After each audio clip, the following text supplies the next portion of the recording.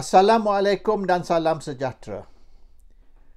Budak-budak UMNO ni berkata, grassroots UMNO, bahagian UMNO, ahli UMNO, majoriti nakkan parlimen dibubar dan pilihan raya tergempar diadakan dalam sebulan dua ini, bulan Julai atau bulan Ogos. Mereka ni inward looking, tidak outward looking. Mereka hanya melihat kepada kampung mereka sahaja, dalam rumah mereka sahaja. Mereka tidak tahu nak lihat luar dari apa yang berlaku dalam kawasan mereka sendiri. Ini macam katak bawah tempurung. Orang UMNO ni, dia rasa kalau dia nak, maknanya semua orang nak. Kalau dia suka, maknanya semua orang suka. Kalau saya suka minum kok, maka satu dunia suka minum kok. Tidak semestinya. Apa yang kita suka, apa yang minat kita, tidak semestinya juga menjadi minat orang lain. Ramai mana orang yang undi untuk UMNO? Pilihan raya yang lepas, kita ambil pilihan raya tahun 2018. Berapa orang undi untuk UMNO? 2,5 juta sahaja. Dari 18 pengundi. Orang yang layak mengundi 18, walaupun yang daftar hanya 14. Yang layak mengundi 18 juta, hanya 2,5 juta saja undi untuk UMNO. 1 juta ahli UMNO tidak mengundi untuk UMNO. UMNO dapat 2,5 juta undi, padahal ahli UMNO 3,5 juta. What happened? 1 juta ahli UMNO lari ke mana? Jadi, kalau kita nak ambil kira apa kita suka, maka semestinya orang lain pun suka. Itu satu inward thinking yang akan merosakkan UMNO. Dan jangan kita ambil flash in the pan, iaitu pilihan raya negeri Melaka, pilihan raya negeri Johor sebagai satu contoh atau sebagai ukuran bahawasanya UMNO sudah kuat. Ramai yang undi untuk UMNO ialah protest vote. Dan ramai yang tidak mengundi langsung menyebabkan UMNO dapat menang, sebab mereka yang, kalau ikut tinjauan, ramai dari mereka marah dengan pembangkang tetapi tidak juga mahu undi untuk UMNO, maka mereka tak keluar mengundi. Sebab nak undi untuk siapa? Pembangkang pun mereka tak mahu, UMNO pun mereka tak mahu, ataupun barisan pun mereka tak mahu. So, kita menang oleh kerana orang yang sokong kita keluar mengundi. Orang yang tak sokong kita, tapi marah dengan pembangkang, tak keluar mengundi. Jadi, jangan kita ni menganggap yang oleh kerana kita menang semalam, hari ni kita boleh menang juga. Tidak semestinya. Sebab kalau ikut tahun 2004, tahun 2004 tu, UMNO menang sampai, barisan menang sampai 91%, 91% dari kerusi. Kalau nak kira, kuatlah. Perdana Menteri pun 4 lah. Tahun 2008, Perdana Menteri juga 4 lah. Tapi prestasi barisan merosot teruk. Sampai 4 lah terpaksa letak jawatan dan serah kuasa kepada Najib. Kerana begitu teruk prestasi Barisan Nasional. So, one election can be one thing, another election boleh jadi terbalik. So, problem dia sekarang ni, UMNO menganggap oleh kerana sentimen UMNO ni kuat, maka ini menggambarkan sentimen pengundi. Tidak. Yang keluar mengundi pilihan raya yang lepas, tahun 2018, ialah hanya 2/3, 2/3, iaitu 66 point berapa peratus dari pengundi yang dari rakyat yang layak mengundi keluar mengundi. Only 2/3 of eligible voters voted. Dan dari situ maknanya UMNO tak dapat 20% pun. Ahli UMNO 1 juta ahli UMNO tak undi untuk UMNO pun. So, apa akan berlaku masa depan? Kalaulah pilihan raya akan diadakan tidak lama lagi atau awal tahun depan, apa akan berlaku? Mengikut tinjauan, mengikut the estimation, yang akan keluar mengundi tak sampai 2/3. Maybe 60% atau less than 60% dari mereka yang layak mengundi akan keluar mengundi. Dan majoriti yang tak keluar mengundi ialah orang muda. iaitu yang kita panggil undi 18, mereka tak akan keluar. Dan dijangka kurang dari 50% dari undi 18 akan keluar mengundi. Bermaknanya the new voters tidak akan benefit Barisan Nasional kalau mereka anggap ni orang baru ataupun pengundi baru ni akan memberi undi kepada Barisan Nasional. No. Dan ramai undi muda ni, kalau ikut dari poll yang dibuat atau tinjauan yang dibuat, ramai dari mereka anti-government. Kebanyakan. Dan ini berlaku di semua negara, di Amerika, di Eropah, di England, di semua negara. Pengundi muda, first time voters ataupun yang kita panggil undi 18, mereka semua anti-establishment, anti-government, anti ini. Mereka pun ramai anti-Islam walaupun mereka orang Islam. Mereka tak boleh terima negara Islam. Jadi PAS pun mungkin tidak akan terima sokongan mereka atau undi mereka. That's the reality. The young people are anti-establishment, anti-government, and the government is currently the Barisan Nasional UMNO government. Dan mereka ni idealist, very idealistic people. Mereka tolak rasuah, mereka tolak salah guna kuasa, mereka nakkan civil liberties, mereka nakkan demokrasi, human rights, mereka nakkan even gay rights. Mereka tak mau, maknanya ini haram, itu haram. Mereka nak semua dihalalkan. Dan pilihan masing-masing, makna you nak minum, minumlah. You nak berzina, berzinalah. Tapi tak perlu kerajaan, tak boleh kerajaan mengharamkan. Itu pilihan masing-masing. Your right to choose whether you want to be good or bad. Itu sikap orang muda. Everywhere in the world sama. So these people akan tolak what they consider as the government ataupun the establishment, iaitu UMNO Barisan Nasional. Walaupun you kata ini kerajaan campuran, tapi yang banyak bising ialah UMNO dan bukan PAS ataupun Bersatu ataupun MCA ataupun MIC ataupun mana-mana parti lain yang duduk di dalam supposedly kerajaan campuran, kononnya kerajaan campuran. They still see the party that dictates is still UMNO. Kalau UMNO nak parlimen dibubar, maka mereka nak parlimen dibubar. Kalau UMNO nak pilihan raya tergempar, maka mereka nak pilihan raya tergempar. PAS, Bersatu, MCA, MIC got no say. Tidak ada suara. It's all up to UMNO. Kalau UMNO nak, maka mesti buat. Orang lain tak mau, orang lain punya pasal. What UMNO wants, you must do. Ini yang rakyat melihat sebab orang UMNO ni cakap banyak. They talk too much. And dia cakap besar. They talk as if I'm the boss and everybody else is my servant. Kalau I kata duduk, duduk. Kalau I kata berdiri, berdiri. That's UMNO's attitude. So gambaran, persepsi yang diberi, the government is UMNO government. UMNO boleh cakap ini bukan kerajaan UMNO, ini kerajaan campuran. Kalau kerajaan campuran, that means everybody has the right to say. Tapi tak boleh.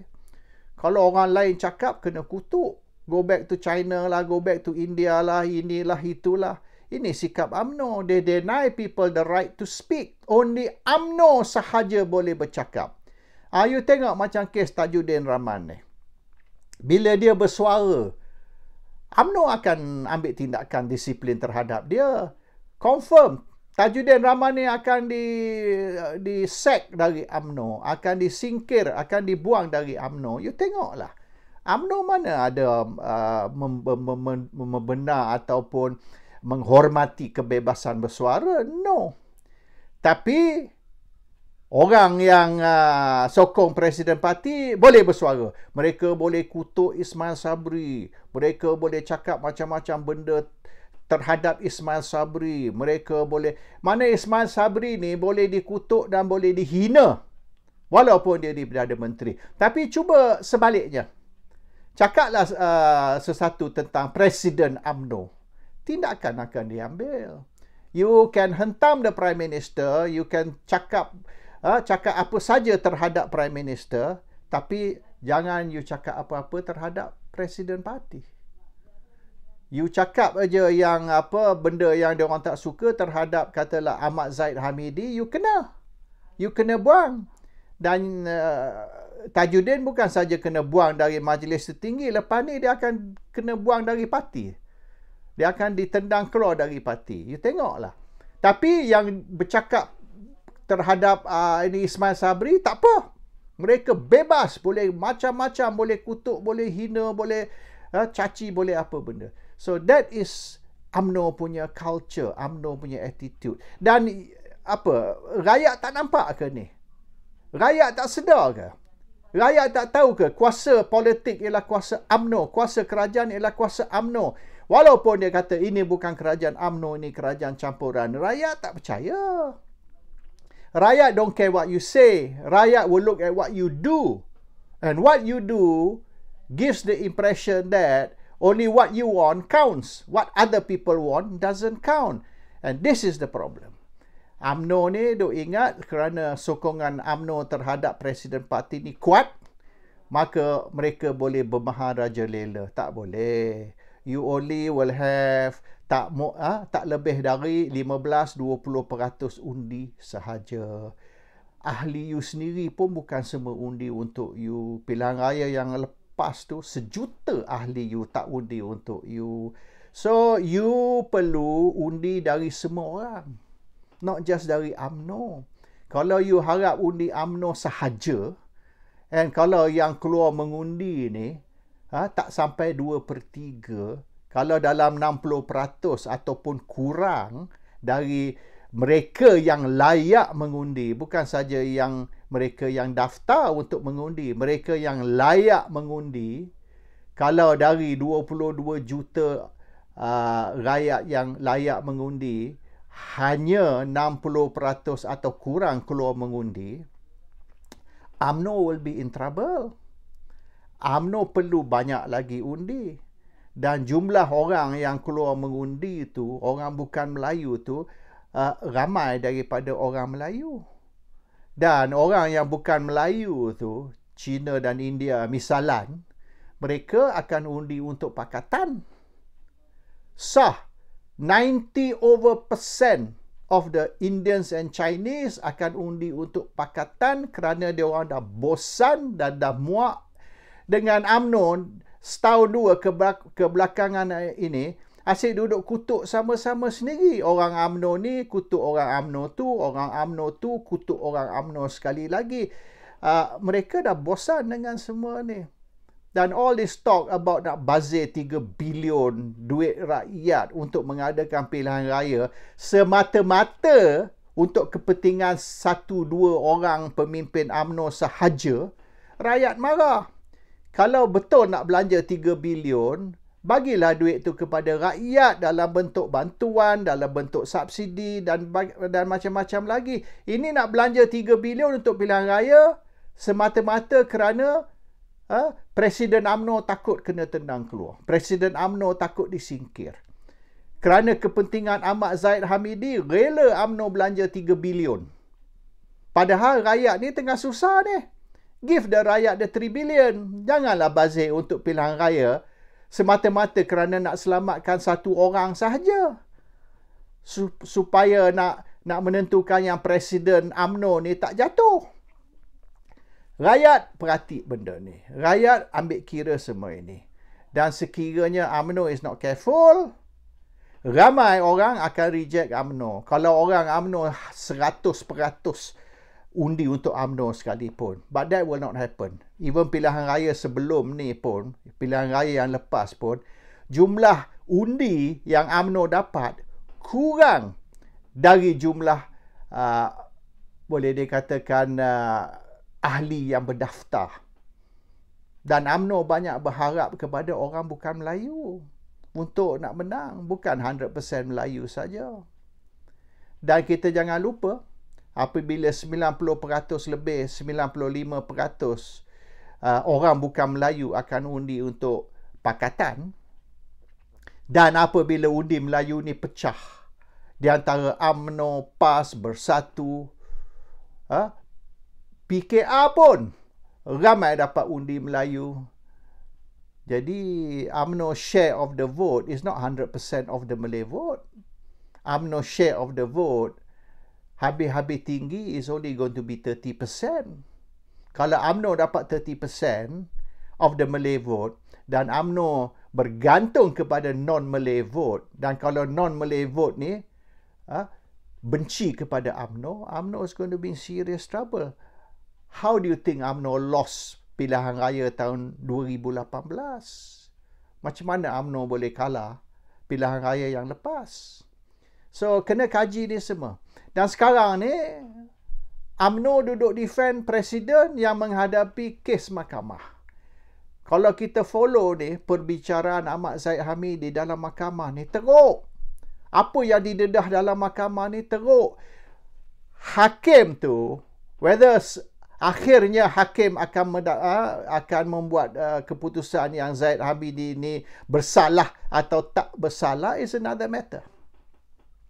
Dia sama macam isu Anwar Ibrahim. Walaupun Anwar Ibrahim dibebas tahun 2004, dibebaskan oleh Mahkamah Persekutuan, tapi orang masih kata Anwar bersalah. Dan walaupun tahun 2018 Anwar terima pengampunan dari Agong atas kes sodomi yang kedua tu, orang masih berkata Anwar ni bersalah.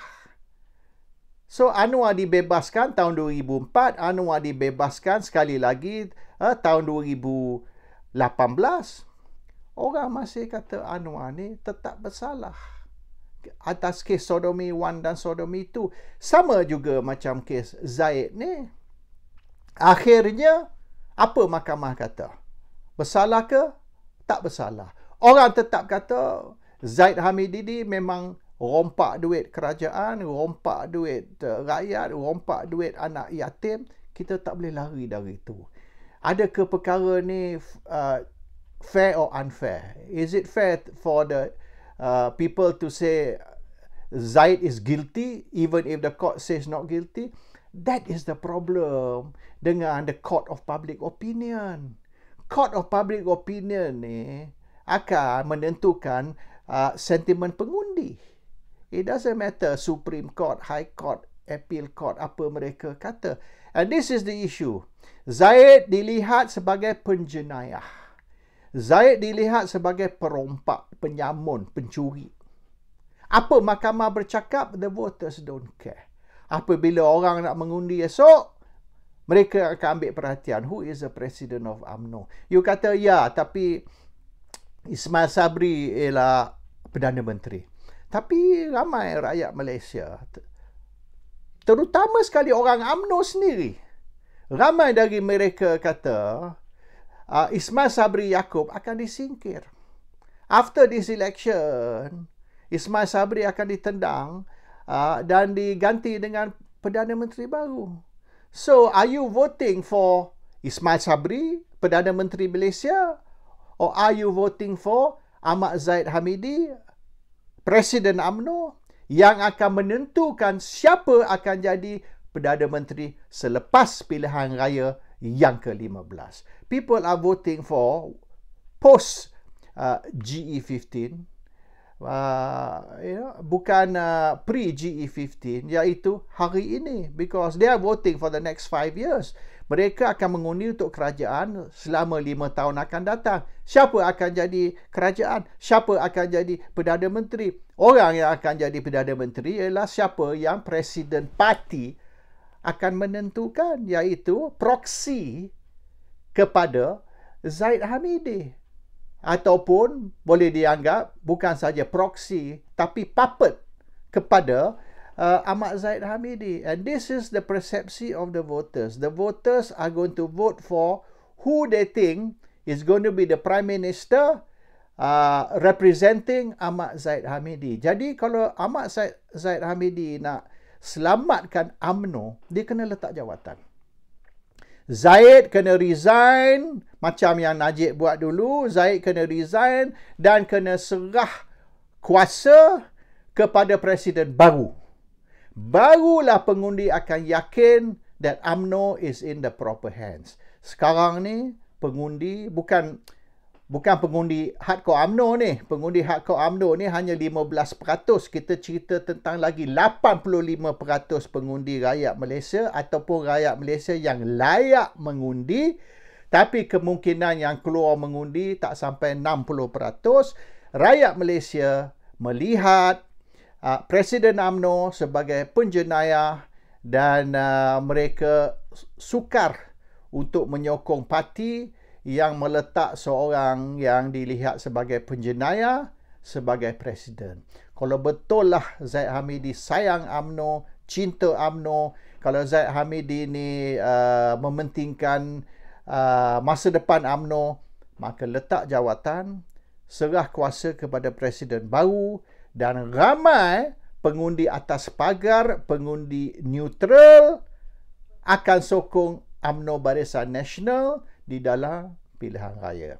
Selagi Ahmad Zaid Hamidi mengetuai UMNO dan akan membawa UMNO di dalam pilihan raya akan datang, UMNO akan kalah banyak undi oleh kerana Zaid Hamidi, bukan kerana Ismail Sabri Yaakob ataupun Perdana Menteri. This is the reality. People are going to vote for whoever is the UMNO president and not whoever is the Prime Minister. Kalau UMNO tak sedar ni, then UMNO deserves again to lose the general election. Assalamualaikum. Salam sejahtera.